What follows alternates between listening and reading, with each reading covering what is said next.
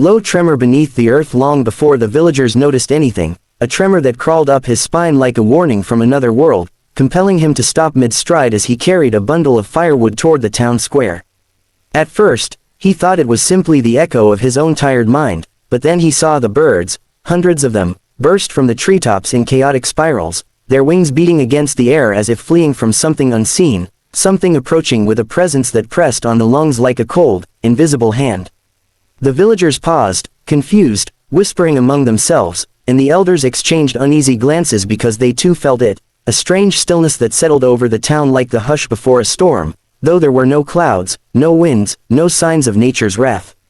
Children tugged at their mothers' cloaks asking why the sky looked sick, why it had turned a dull, washed-out color as though someone had stolen its warmth. Shopkeepers stepped out to their doorways, scanning the horizon with narrowed eyes, and old Marthas, the town historian, dropped his cane when he recognized the shimmering fissure forming in the distance, a thin crack slicing across the sky like a glowing wound.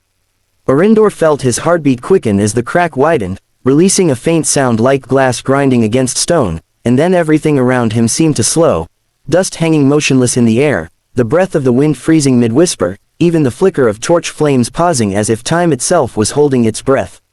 A pulse of light burst from the fissure, bathing the world in a pale, eerie glow that drained every color into ghost-like shades, and for a moment Eryndor saw shapes, towering silhouettes, serpentine shadows, eyes like burning moons, pressing against the rift as though trying to break through. The villagers screamed and scattered in panic, some fleeing toward the forest, others rushing into their homes to bolt the doors, but Eryndor remained rooted in place, not because he was fearless but because something inside him, something ancient and buried deep since childhood, resonated with the light pouring from the sky. He remembered dreams he used to have, dreams of flames spiraling around him, of a voice calling his name from within a sea of fire, of a hand reaching for him from a world drenched in gold, and he remembered how those dreams stopped the day his parents disappeared during the great wildfire that consumed the eastern ridge. Now, as the rift pulsed again, stronger, louder, the same voice whispered his name as clearly as if someone stood beside him, urging him to step forward. Lyra, who had been gathering herbs near the square, saw him standing alone and ran to grab his arm, shouting at him to move, to take shelter, but before she could pull him away a shockwave erupted from the sky, ripping through the air with a force that knocked everyone to the ground. Houses shook, windows shattered, the stone fountain in the center of the village cracked straight through its middle, and animals wailed as if sensing the arrival of something not meant for mortal eyes. The ground beneath Eryndor's feet glowed faintly, reacting to the sky's rupture, and strange markings, symbols he had never seen before yet instinctively understood, began carving themselves into the earth around him, encircling him in a ring of pulsating light. Lyra stared in horror as the markings wrapped around her friend, and Eryndor, trembling but unable to look away, watched as the sky stitched itself open wider, forming a blazing spiral of golden shadow. A single ember drifted down from the rift, falling slowly through the air like a tiny star stripped from the heavens, and the moment it touched Eryndor's chest, everything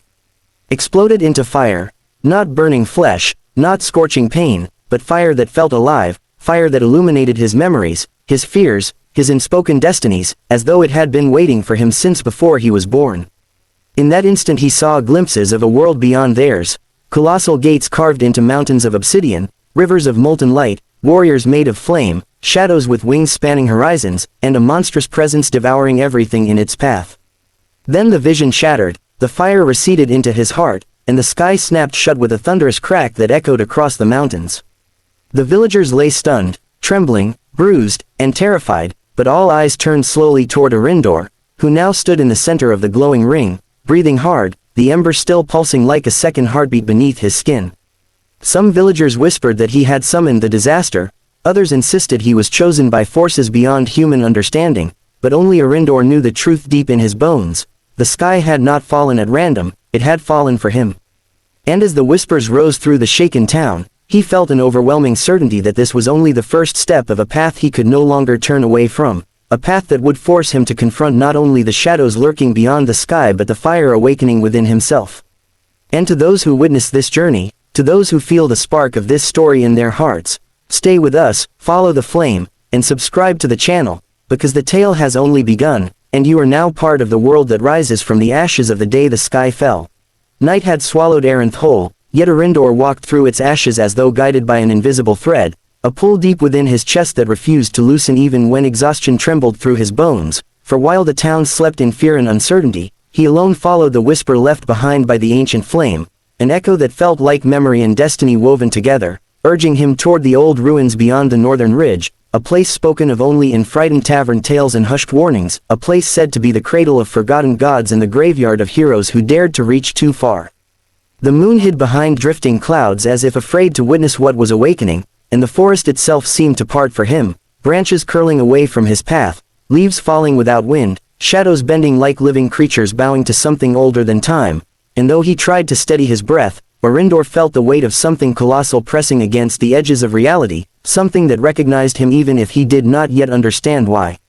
With each step the whispers grew louder, not words, not voices, but vibrations, pulses of heat fluttering like wings beneath the earth, until he reached the heart of the ruins where a cracked stone altar lay half buried in moss, its surface carved with symbols that glowed faintly like embers remembering how to burn. The moment his fingers brushed the stone, a surge of fire exploded through his veins, a blaze that was not meant to destroy him but to awaken him, lifting him off his feet as the ground trembled and light poured from the sky in streams of molten gold, and in that blinding instant he saw visions, cities built of crystal towers, warriors clad in armor forged from starlight, dragons circling above swirling oceans of flame, and a colossal shadow swallowing all of it whole.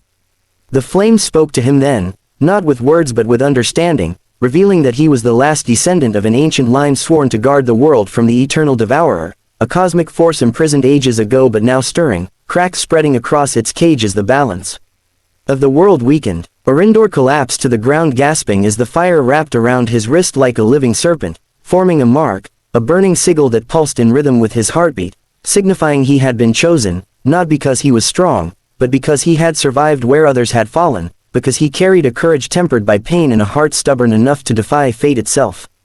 As the light dimmed and the ruins settled into eerie stillness, a voice broke through the trees, a familiar voice, desperate and breathless, belonging to Lyra, the healer who had always seen more in him than he saw in himself, her eyes wide not with fear but with recognition as she whispered, "The prophecy, it's real, and it's beginning." Before he could respond, the sky split open with a crack like a shattering world and a monstrous silhouette emerged from the clouds, its roar shaking the mountains, its eyes burning with hunger older than the stars. Lyra grabbed his arm, pulling him to his feet as flames spiraled around his hands unbidden, answering his fear and determination alike, and together they fled through the forest as shadows chased them, the ancient flame guiding their every step, and though terror clawed at him, Eryndor felt a rising fire within, a certainty that this was only the beginning, that he was no longer running from his past but toward his destiny, toward the war he had been born to ignite. But deep inside the flame, buried beneath layers of power and prophecy, something else stirred, something watching him, something waiting, something that whispered that the greatest threat to the world might not be the devourer rising, but the fire within him, a fire that could either save everything, or burn it all to ash.